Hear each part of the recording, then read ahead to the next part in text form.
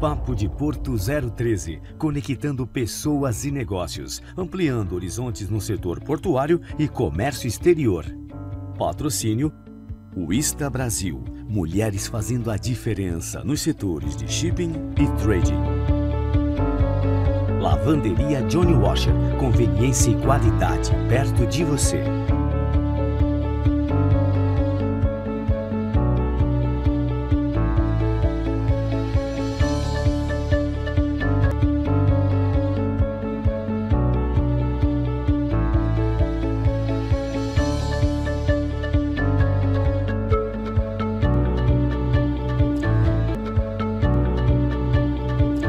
Olá, boa noite a todos, sejam muito bem-vindos a mais um programa Papo de Porto 013. Eu, Luiz Fabiano, serei seu anfitrião nesta próxima hora, mas não estarei sozinho nesta agradável noite de terça-feira. Estarei com uma convidada para lá de especial, uma amiga querida que conquistei na minha vida profissional. E é com grande satisfação que eu divido essa bancada remotamente com Jussara Miguez. Mas antes de eu passar a palavra a ela, eu gostaria primeiramente de fazer um agradecimento pela presença dela aqui remotamente e agradecer, né? Jussara, que é uma amiga querida. Jussara, boa noite, seja muito bem-vinda a mais um programa aqui do Papo de Porto 013.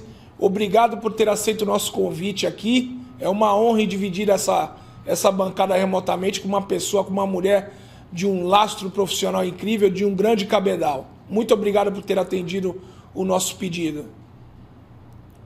Boa noite, Luiz Fabiano. Eu que agradeço o convite e vamos ver o que a gente pode colaborar com o seu programa para poder divulgar as ideias que estão sendo disseminadas através desse projeto. Obrigado, Jussara. Recentemente, para quem não nos acompanha, né, geralmente a gente tem uma dificuldade com as siglas, as sopas de letrinha, e o nosso programa de hoje trata de um tema muito relevante para a atividade portuária, para a atividade marítima, que é o AFRMM. E aí, Jussara, para que todos que acompanham o nosso canal possam ter o conhecimento, o que é o AFRMM, qual é a serventia dele e o que ele nos traz de grandiosidade de recolhimento para o setor marítimo e para o setor portuário. Por favor, Jussara. Bom, o AFRMM é um posto federal criado no seu gênero e na espécie uma contribuição da intervenção do domínio econômico e ele foi criado exatamente para fomentar a construção e o reparo naval brasileiro. Essa legislação ela vem há mais de 6 décadas, né? E o que nós vemos através dessa arrecadação, que já foi muito importante, bastante significativa aqui para Santos, o que nós vemos é uma falta de direcionamento melhor de todo esse valor arrecadado para ao que ele realmente se destina. Porque você não vê, ao longo desse tempo todo, de mais de 60 anos, a frota mercante nacional sendo renovada. Então, ele se destina especificamente para este segmento da área econômica.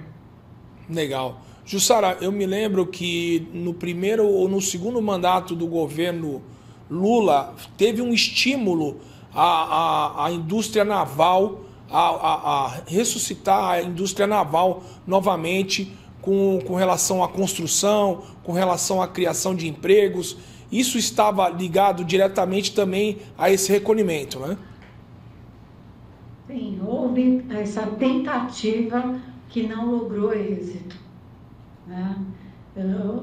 A disponibilidade de valores, eles existem, mas os projetos, ao longo dos 5 últimos anos, para você ter uma ideia, nós temos 360 projetos aprovados, num valor total de 45 bilhões.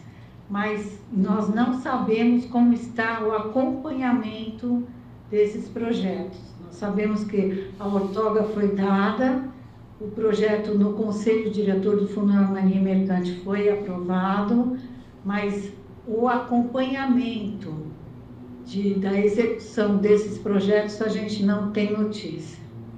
Tá. Jussara, eu me recordo, lógico que aí eu vou fazer um paralelo, quando a gente fala, quando a gente fala eu vou fazer um paralelo, Jussara. Tá me ouvindo bem?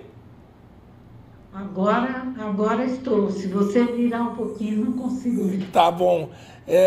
Eu vou fazer um paralelo com o que eu tenho hoje com relação ao PREPOM, tá? Que também é um recolhimento vultuoso, tá? Que é utilizado e destinado ao treinamento do aquaviário e do portuário. E aí, fazendo um paralelo de recolhimentos, hoje, qual é o total de recolhimento do AFRMM para você falou da quantidade de projetos e de valores, mas qual é o total arrecadado por ano do AFRMM, por favor?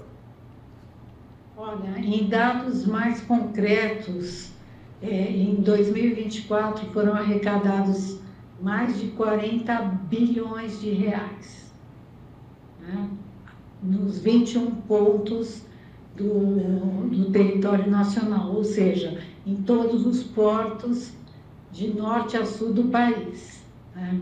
Com maior destaque para Santos e São Francisco do Sul, que aponta agora como o maior incentivo que foi dado para aquele porto. O que acontece? Ele está arrecadando e importando mais, porque a incidência do FRMM é na importação. Exportação não ocorre mais, nunca ocorreu, aliás, essa cobrança. Não há incidência na exportação, só na importação, cabotagem, fluvial e lacustre. Esses tipos de tráfego, né, marítimo. Tá, então a gente tem esse recolhimento. E hoje, quanto de efetivo é aplicado, né? Você falou de 40 bi por ano, mas quanto efetivamente é aplicado desse recurso no setor naval brasileiro? Você tem esses números? Olha, eu tenho que verificar aqui exatamente aonde está sendo aplicado. É uma definição própria do Conselho Diretor do Fundo da Marinha Mercante, né, que aprova os projetos. É um conselho multidisciplinar, onde há participantes de vários segmentos e intervenientes do sistema, né? Agora, os valores que eu tenho aqui registrados, só um minuto.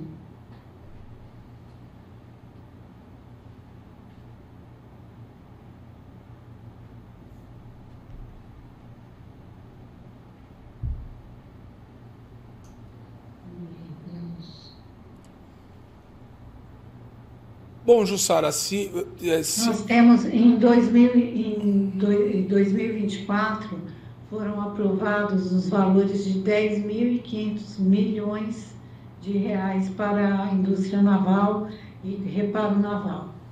Tá, 10 milhões de reais. 10 bilhões. 10 bilhões de reais. Tá. Geralmente, lógico, a gente tem essas divisões, né?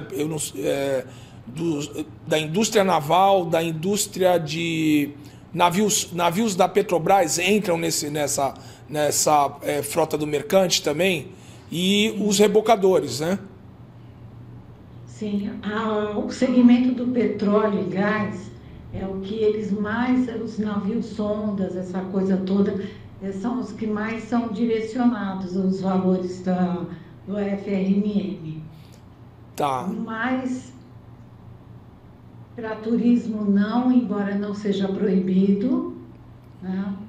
E para mercante, você quase não vê navio mercante brasileiro andando nas águas nem estrangeiras, nem nacionais. Tá, quando a gente falou, você fala da navegação, né, que é no caso da cabotagem, houve muitas aquisições, né, das empresas marítimas internacionais comprando as empresas nacionais, né? No caso da Login, teve o caso da Maestra, tem o caso de outra empresa nacional que hoje surgiu a Norcoast, né, que também é uma empresa de navegação de cabotagem. Mas quando a gente fala desse investimento, você falou da Petrobras levar uma maior parte. E no caso dos rebocadores também, não levam uma grande fatia desse valor recolhido pelo Fundo de Marinha Mercante? Sim, os rebocadores também um segmento que mais aproveita desses recursos do FRMM. Talvez porque tenham mais capacidade, as empresas tenham mais capacidade de apresentar os projetos e serem aprovados no conselho diretor, né? Mas no restante dos outros tipos de navegação e tráfego, nós não temos notícia de nenhum projeto que esteja em andamento ou sendo aprovado. Tá. Com relação a... E aí, falando aqui da parte, para quem nos acompanha aqui, falando da parte regulatória, né, no caso, nós tivemos recentemente uma mexida na questão da lei da cabotagem, mais conhecida aí como a BR do Mar. Como que essa mudança de legislação impactou no recolhimento ou pode impactar no recolhimento do AFRMM? Olha, o que impactou foi a redução de alíquota, né? Antes era 25%, depois modificou e com a BR do Mar agora está 8%, tanto na navegação de longo curso, cabotagem, fluvial e lacustre. Esse foi o maior impacto sofrido, a redução da alíquota e a abertura para mais empresas participarem da cabotagem, né? Tá, e aí esse impacto... Inclusive empresas estrangeiras. Tá, quando a gente fala desse... Jussara, quando a gente fala desse impacto, porque de 25 para 8 é muita coisa, né? Qual foi a compensação? Era 50, Fabiano. Então, quer dizer, cortou pela metade, agora cortou mais da metade, né? Então, de 50 para 25, de 25 para 8. Mas qual foi a compensação? O que foi compensado? Do tempo do seu lastro profissional, o que foi compensado dentro da redução dos 50% para 25% e depois dos 25% para 8%? O que teve de compensação para que eles pudessem levar essa grande fatia do bolo? A ideia seria a redução do custo Brasil, né? Porque a incidência maior deste tributo é sobre a importação, né? Então, o fato gerador ocorre na descarga da mercadoria importada em solo brasileiro. Aí já a incidência do tributo. Ocorrendo isso, o que acontece? Para ser bem mais explícita e mais esclarecedora, o sistema mercante, quando foi criado pelo Departamento de Marinha Mercante, que deu um impulsionamento muito mais rápido ao movimento das cargas, né? Antes se demorava muito e depois que o sistema mercante foi implantado, a fluidez e a rapidez da descarga e a liberação da carga para a sua origem se tornou bem mais rápida. Com o advento da BR do Mar, o que houve? Houve o impacto da redução do custo Brasil. Este é o que a gente tem de maior registro. No mais, não teve grandes avanços, não. Além da BR do Mar, que ela foi... Não estou te ouvindo. Agora você deve me ouvir bem agora. Dentro da BR do Mar, foi feita a legislação, mas ela ainda não foi regulamentada. Na sua opinião, o que falta ainda para regulamentar a BR do Mar, nesse sentido do AFRMM? Do AFRMM, eu não tenho muito a acrescentar a questão da BR do Mar. O que eu tenho a acrescentar é essa nova ideia que eu estou colocando através desse projeto, que eu apresentei para você e você se empolgou com a ideia. Lógico, com certeza. Projetos bons a gente tem que colocar para frente. E já que você tocou na questão do projeto, né? Que eu vou... Desculpe, já que você tocou na questão do projeto, Jussara, eu vou ler aqui o projeto para que todos que acompanham aí o nosso canal do Papo de Porto, a Jussara tem um projeto, tá? E em 2017 foi lançado num grande jornal, que é o Jornal da Tribuna, e aqui eu salvei a matéria que fala sobre, na data de 29/3/2017, sobre a mudança da legislação ordinária aos municípios portuários, né?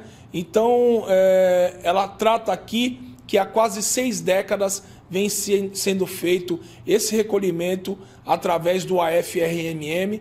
E aí eu queria aproveitar esse ensejo aqui dessa matéria, que eu achei muito importante e muito interessante, Jussara, que você explanasse para quem nos acompanha sobre esse seu projeto que você lançou em 2017 e o porquê que não foi dado celeridade no seu projeto para as cidades portuárias serem contempladas. Olha, Luiz Fabiano, o que precisa, o fato mais preponderante é a vontade política de fazer acontecer. Por quê? A constitucionalidade está prevista, a juridicidade está prevista e o mérito está provado. O que acontece?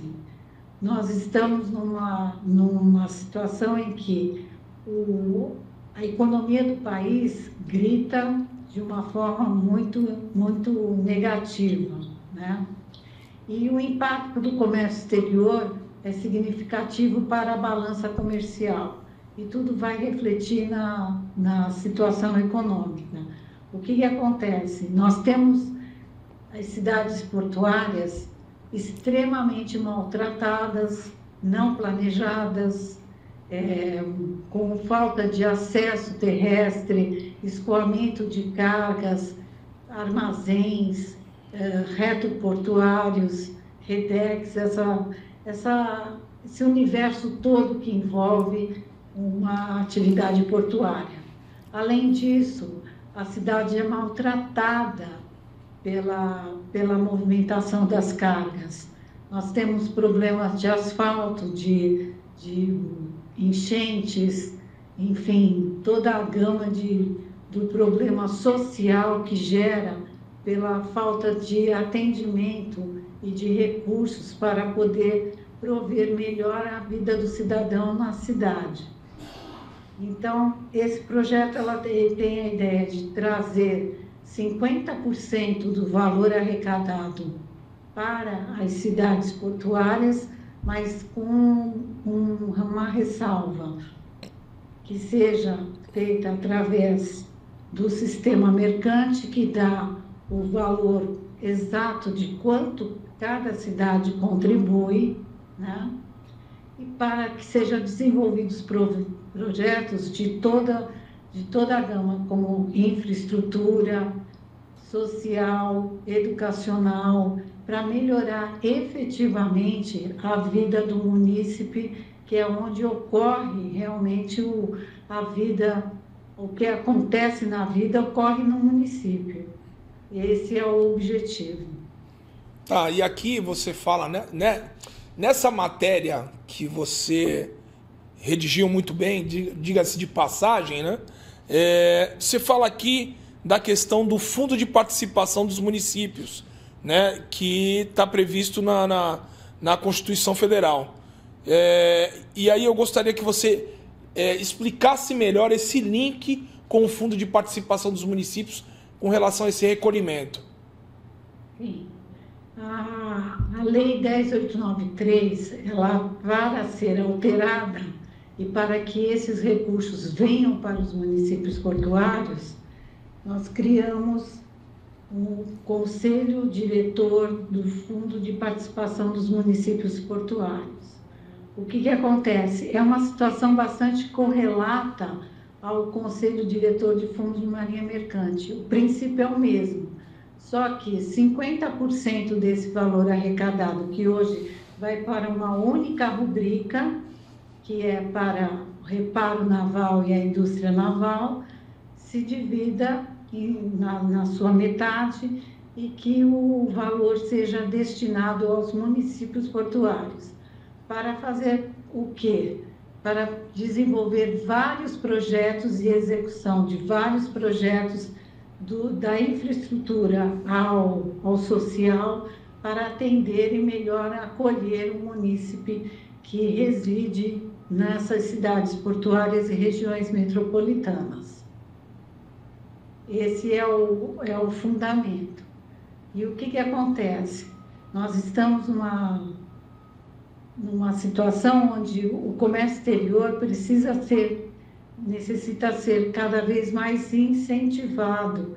E o incentivo só vem através de projetos e obras, né? O governo federal tenta esforço de toda a ordem, mas nesse sentido há uma necessidade. E como não se tem recursos a mais e não se cria tributo novo, porque o brasileiro já está cansado de tanto pagar imposto, eu coloquei essa ideia através da Comissão de Direito Aduaneiro da OAB de Santos, e todos aplaudiram e acolheram muito bem a ideia, não só na OAB, como na Câmara Municipal, e todas as entidades que nós apresentamos no projeto, foi muito bem aceito, só que não há vontade política para realizá-lo. Vamos ver se daqui para frente a coisa muda, né, de configuração. Jussara, você fala de vontade política, mas quando a gente fala, você falou das cidades serem muito maltratadas pela atividade portuária, que é pela atividade logística, no caso, há de se levantar também a responsabilidade solidária das empresas em tomar conta desse cenário. Faz sentido o que eu estou falando para você? Porque também cabe uma responsabilidade solidária das empresas que utilizam as cidades portuárias. Mas elas já participam com vários impostos. Desculpe, eu discordo de você. O que há, o importador, ele já paga vários tributos, vários impostos. Eu não sou solidária a essa ideia. Eu acho que a sociedade tem que pensar como pode oferecer ao governo as opções de, com o mesmo dinheiro, fazer mais, dividindo mais o bolo, né? O que acontece? Nós temos hoje só uma via de acesso para usar esse recurso. E a sociedade civil, que somos nós, estamos propondo uma alteração na legislação ordinária para que esse montante seja dividido e reverta a favor dos municípios. Quando você fala consequentemente dos munícipes, né? Melhorando a qualidade de vida dos munícipes. Quando você fala da questão de dividir, de fazer mais com menos, né? No caso do imposto de importação, a gente sabe que tem esse fato gerador do imposto de importação, com a mercadoria quando ela é nacionalizada aqui em solo brasileiro, mas para onde é canalizado esse vultuoso imposto de importação? o que o governo faz com esse imposto de importação que possa sobrar uma fatia desse bolo para que seja dividido para as cidades portuárias? Olha, de acordo com a legislação, esse valor, no orçamento da União, ele nunca foi utilizado totalmente. Existem valores contingenciados muito grandes nessa rubrica. E o que acontece? Se ninguém solicita, fica parado esse valor, certo? Aí o que acontece? Ele não é utilizado, fica uma riqueza que não gera benefício para a população. O valor arrecadado existe, o bem está disponível, só que não reverte favoravelmente. Como eu te falei, nos últimos 5 anos, nós temos só aprovados 1.360 projetos com 45 bilhões. E o valor contingenciado, onde está? Nós teríamos condições de renovar a frota mercante nacional. Com esse valor, eu acho muito pouco. E depois o seguinte, o custo do Brasil para embarcações é muito caro. É mais fácil encomendar na Coreia, na China, aí eles fazem com um custo menor. Então, o que acontece? Nós estamos frente a uma necessidade de dinamizar o comércio exterior brasileiro, aparelhando melhor as cidades portuárias. Aparelhando de que forma? Através da infraestrutura, da parte social, que às vezes a prefeitura não tem recursos para melhorar a vida do munícipe, mas se houver um dinheiro e for aprovado com um colegiado que sabe das necessidades locais, porque a comunidade marítima como um todo, ela sempre quis que o Conselho de Administração Portuária voltasse a ser deliberativo. E esse projeto prevê essa condição, que os CAPs locais voltem a ser deliberativos, aprovando ou negando os projetos, mas de acordo com as necessidades locais. E só quem conhece as necessidades locais são quem vive aqui, quem participa, as empresas que participam aqui, os políticos daqui. Enfim, eu coloquei nesse projeto um conselho multidisciplinar para que haja vários segmentos e opções para que a vida da sociedade, dos municípios portuários, melhore. Tá. Esse é o objetivo. Quando você fala do recolhimento, Jussara, você fala o Brasil, até uma última sondagem minha, eu tive dando uma olhada, o Brasil possui 200 e tantos fundos inativos, né? No caso, dinheiro que fica também contingenciado, mas que não é utilizado, né? Dinheiro da educação, o próprio Prepom, inclusive, com um dinheiro vultuoso de 1.630 bilhões de reais, ele foi utilizado em 2019 através de uma portaria da Secretaria da Receita Federal para poder ser utilizado na Covid, né? Então, até para que a gente possa elucidar melhor quem acompanha aqui o programa, o nosso canal do Papo de Porto 013, quando a gente faz essa captação desse dinheiro, quando a gente pede esse recurso para o governo federal, como que é o funcionamento? Você pede, você tem o dinheiro empenhado. Eu queria que você explicasse essa dinâmica, que é para que todos que têm essa pretensão, igual você tem, de melhoria do sistema, abram a mente, principalmente os políticos, para que a gente possa realmente dar celeridade nas cidades portuárias, nos quesitos de acesso, nas melhorias de infraestrutura, de mobilidade, de acesso de porto, enfim, de tudo que leva à atividade logística. Então, o objetivo maior, Luiz Fabiano, é fazer com que esses recursos sejam fixados, primeiro sejam gerenciados e administrados pelos CAPs locais, mas a liberação desses valores ficaria a cargo do BNDES, certo? Para quê? Para que haja mais transparência na utilização, porque você tem vários segmentos que fiscalizariam essa destinação desses recursos. Né? Então, esse colegiado local elegeria os projetos de interesse da comunidade local, de cada unidade portuária, de cada município portuário e regiões metropolitanas, porque não fica só na questão do município, só fixado no município.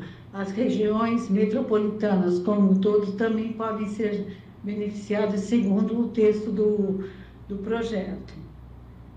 É óbvio que, para poder melhorar isso aí, a regulamentação é que vai definir. O Ministério dos Portos e Aeroportos é que vai definir melhor a administração, porque eu não excluo nenhuma entidade e nenhum ministério desse projeto. Né? Agora,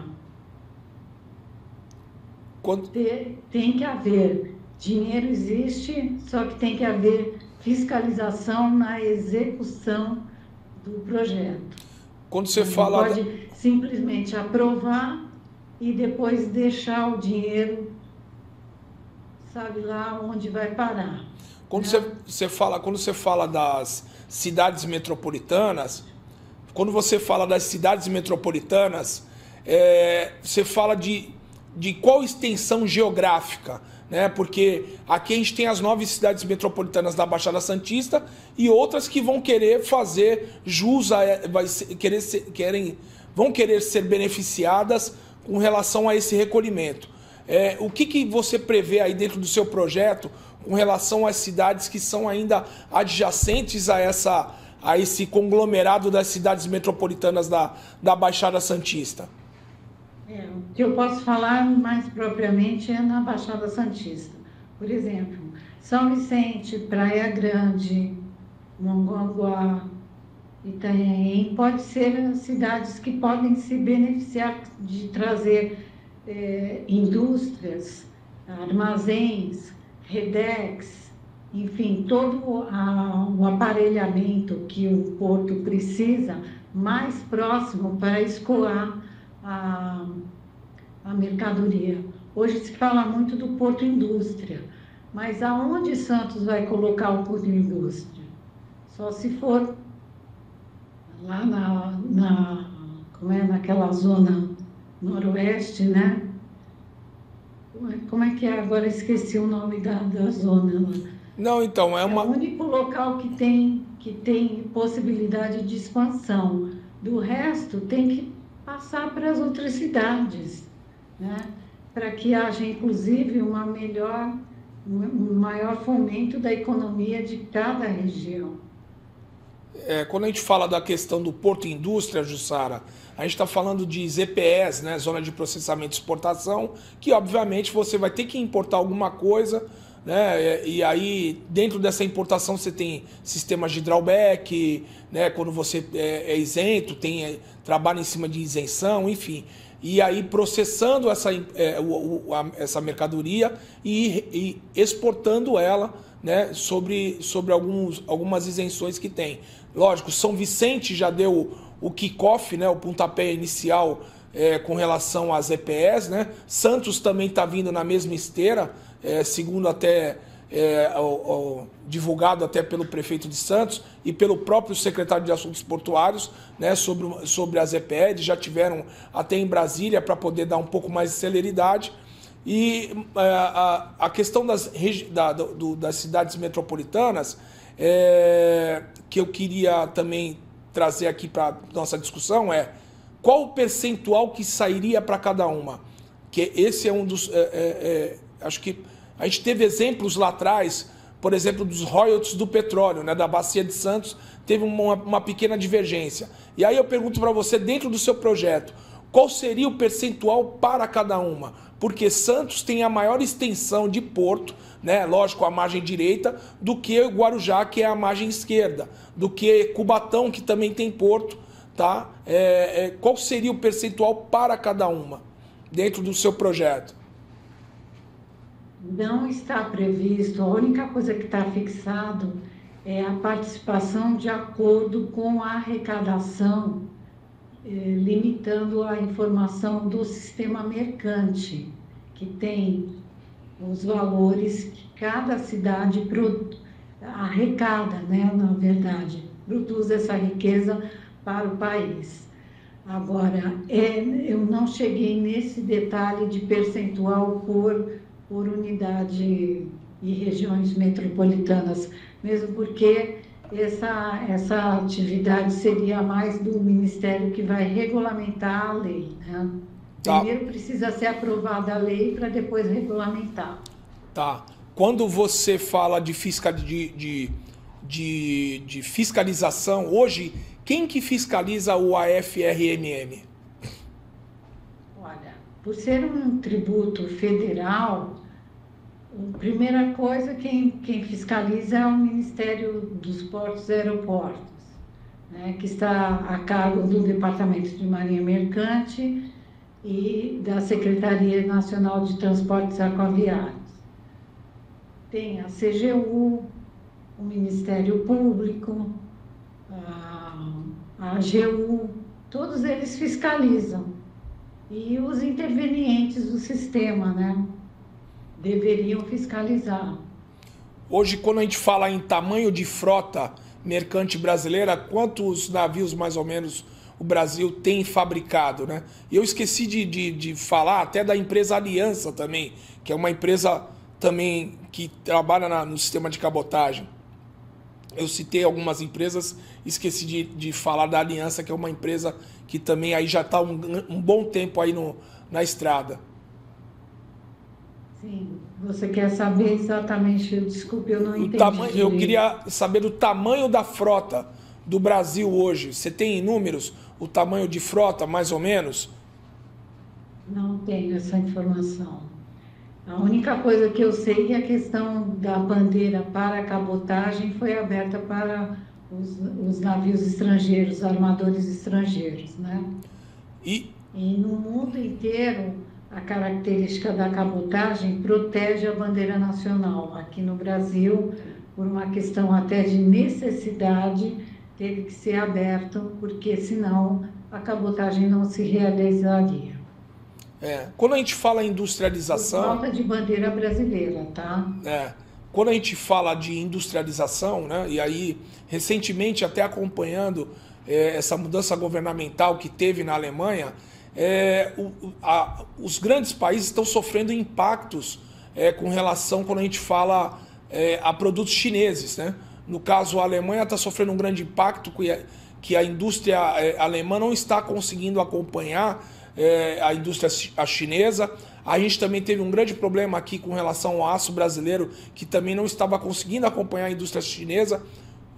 Na sua visão, o que poderia ser feito para que a gente pudesse fomentar a nossa indústria brasileira e automaticamente fomentar a indústria naval, quando a gente trata assim do aço, né, que é a matéria-prima principal para poder fazer uma embarcação? Olha, nós importamos aço para a China, certo? Acontece que competir com esse gigante chinês é muito difícil, né?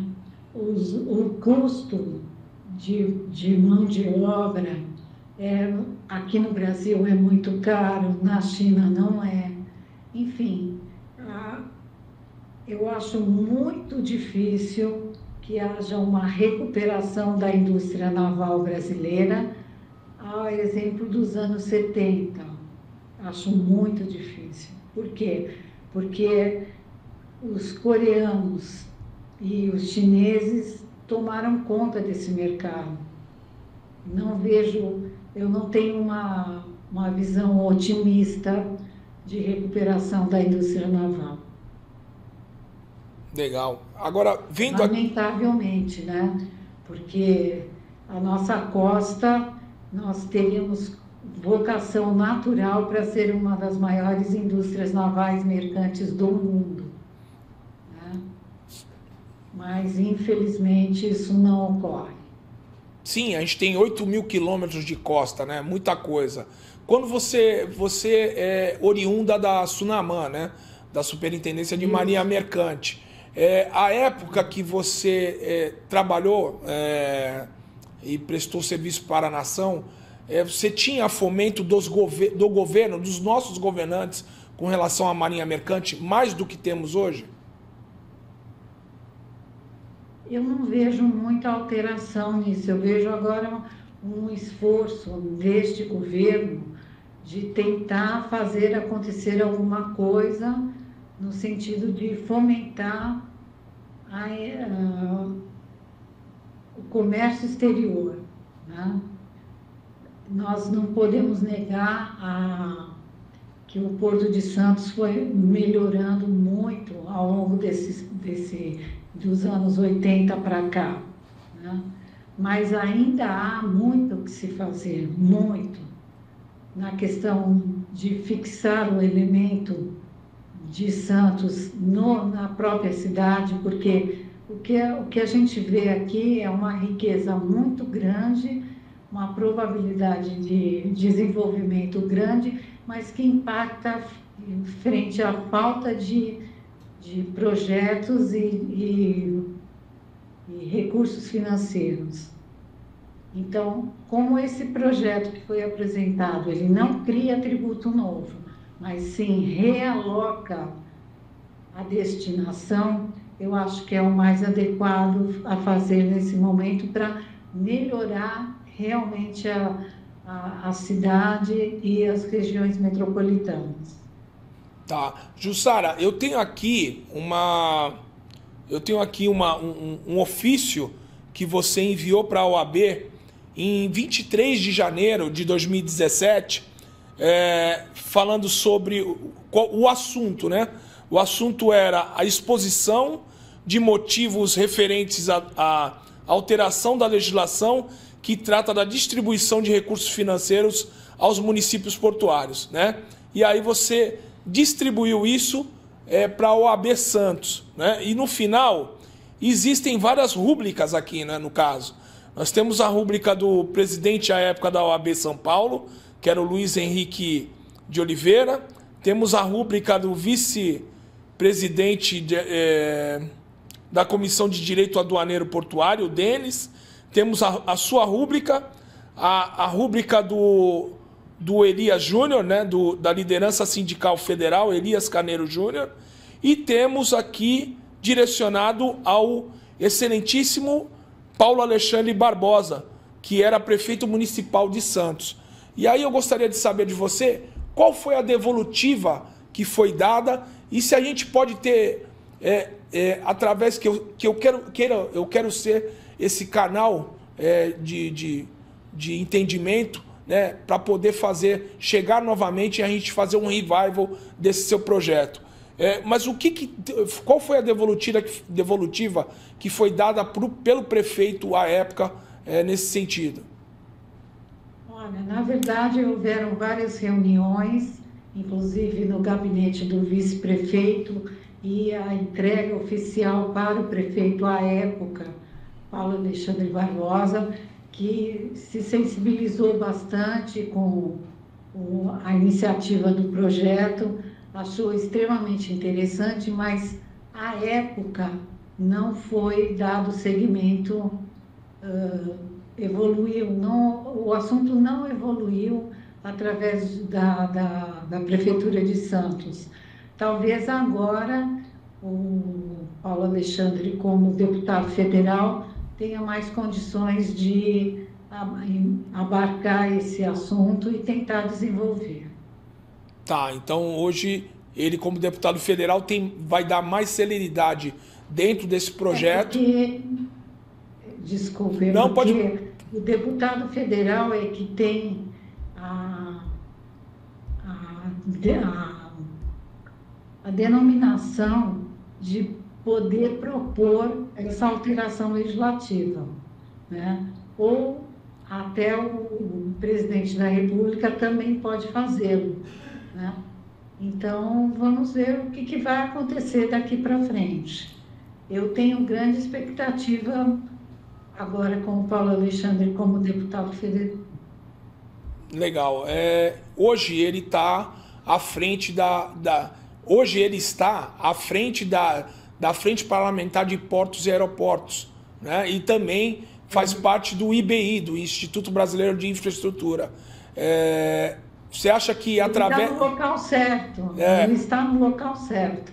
Você acha que chegar a isso aí seria bastante interessante. Você acha que através dessa Frente Parlamentar de Portos e Aeroportos a gente teria condições de revitalizar esse projeto através dessa frente? Eu acredito que sim. Eu acredito que seria é um momento mais do que propício para que esse projeto seja alavancado. Tá bom.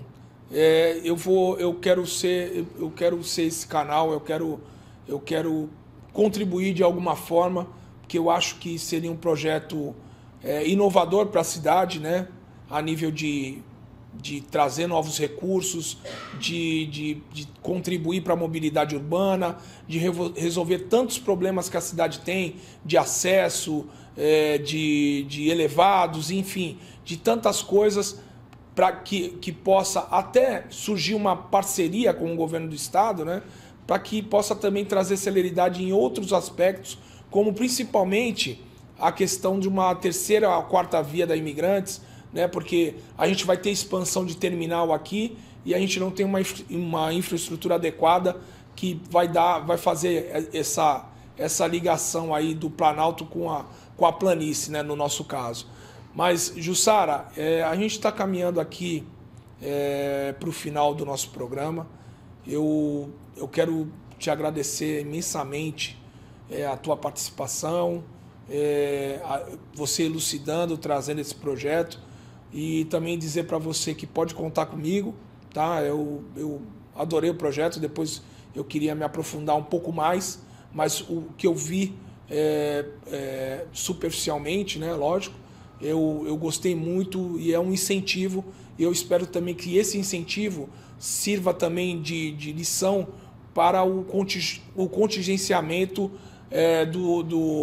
do Fundo de Ensino Profissional Marítimo, que também é muito importante para o trabalhador portuário, mas que sofre a mesma retenção como a FRMM. Sim, o Fundo de Participação do Profissional Marítimo, ele já tem um percentual de 1,5% desse valor arrecadado destinado para o ensino marítimo. Então, isso já está previsto, mas se for necessário, aumenta-se, porque a decisão de cada projeto, Fabiano, vai ser o colegiado, através dos CAPs locais, que vão decidir, entendeu? E a regulamentação para a apresentação desses projetos vai ficar a cargo necessariamente do Ministério de Portos e Aeroportos. Então, vamos ver se o Paulo Alexandre, com a sensibilidade administrativa que ele tem, ele possa, nesse momento, abarcar essa ideia e tentar desenvolver e apresentar para o governo federal ou para o Congresso Nacional, como ele achar melhor, esse projeto. A gente está tendo um movimento muito forte, antes até da gente finalizar o programa, a gente está tendo um movimento muito forte com relação à mudança de legislação, da legislação portuária, inclusive fortalecendo ainda mais a condição dos CAPs e a condição da ANTAC está com mais poderes de decisão. tá? Só para que a gente possa elucidar aqui para quem nos acompanha no canal do Papo de Porto 013. Mas, de qualquer forma, Jussara, muitíssimo obrigado. Eu queria que você fizesse as suas considerações finais, deixasse um recado para quem você quiser e desejar aqui no nosso canal do Papo de Porto 013. Então, Luiz Fabiano, eu agradeço. Eu gostaria só de ressaltar os pontos positivos do projeto. Primeiro, um incremento financeiro de grande monta para as regiões metropolitanas e municípios portuários, o que não afasta os outros recursos que são necessários, porque é muito dispendioso equipar uma cidade portuária. Mas, de outro ponto, melhorar a vida de cada cidadão, de cada munícipe que mora na cidade, porque o porto e a movimentação de cargas maltrata muito a cidade, e a cidade não tem correspondência de compensação. Então, isso vem trazendo o quê? Uma compensação pelo fato da localidade geográfica de cada município. Outra coisa, outro ponto positivo, não é criar novo tributo, é simplesmente realocar, redestinar o que já existe, né? E quarto ponto positivo é que os CAPs voltariam a ser deliberativos, dando aos CAPs locais o poder de decisão qual o melhor projeto para melhorar a vida da cidade. Essas são as minhas considerações finais. Tá bom. Obrigado. Normalmente, eu escrevo melhor do que falo. Né? Então, eu peço desculpa se eu não fui muito clara, mas quando eu escrevo, acho que eu me expando melhor nas palavras. Não tem problema, Jussara. Fique tranquila que acho que o recado foi dado. Gostei muito de falar com você. Foi muito bom, foi muito proveitoso o programa de hoje. Muito obrigado pela tua presença aqui. E para quem quer nos acompanhar no nosso canal do Papo de Porto, a nossa página no YouTube é @Papo de Porto 013. E a nossa página no Instagram é @Papo de Porto 013. Desejo a todos uma semana de vitórias, que Deus agracie a vida de todos vocês. Muito obrigado por estarem acompanhando o nosso programa e não deixe de dar o like lá e se inscreverem no nosso canal do YouTube. Um grande abraço e fiquem com Deus.